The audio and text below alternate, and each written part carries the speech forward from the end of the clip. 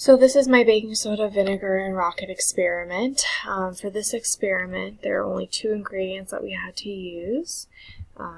So we used an acid and a base. So the last couple chapters were really focusing on the interaction of acid and bases and how pH plays a role in interactions. So the first ingredient we used, baking soda, also known as sodium bicarbonate, NaHCO3, is a weak base and has a pH of about 8. And I also used white distilled vinegar, which is also known as acetic acid, and that was HC2H3O2, and this is a weak acid. pH about 2.4 is what I looked at. So I'm going to show you the video of my experiment. I did several tries of this. I did have to adjust the concentrations of baking soda that I used in proportion to the vinegar.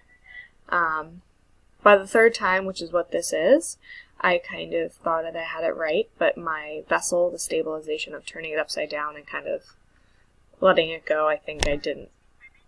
I was a little scared, to be honest, so I didn't make sure it was sturdy while I put it down. And also, as you can see, where I was, our yard's rocky, so not the most smooth surface. In hindsight, I might have done it on concrete. So I'm putting the baking soda into my little bullet rocket, or bullet for the rocket.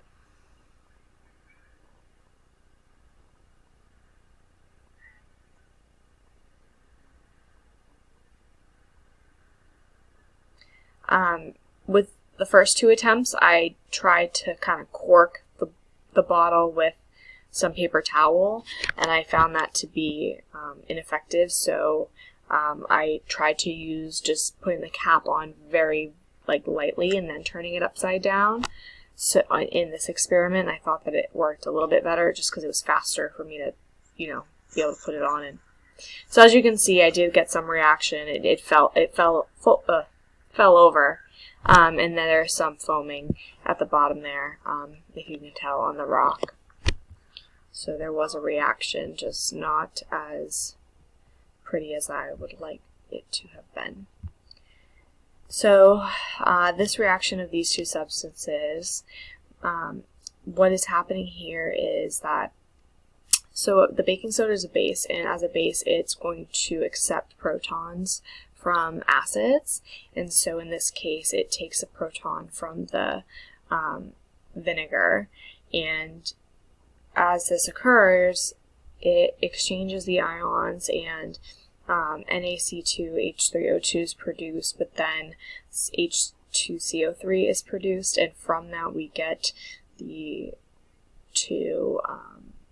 get water and carbon dioxide. So that's easily observed in this experiment by the foam. That's the reaction you're getting. You're getting the gas from the CO2 and water formation there. So, like I mentioned before, I did try this experiment about 4 times. I definitely felt that the third trial was the best in terms of getting the biggest reaction, and that I think is because I had a more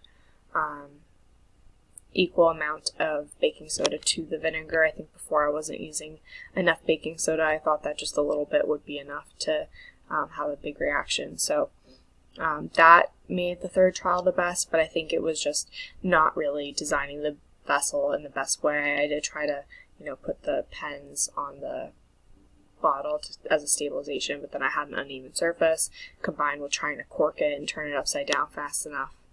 So those things definitely made the experiment, the result, hard.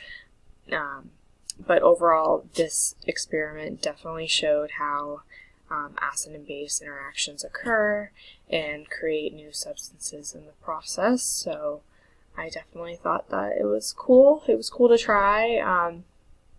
I've looked at other videos and I thought maybe I could have done a balloon one with a balloon to the top just to see the gas blow up the balloon. That would have been cool, but definitely interesting.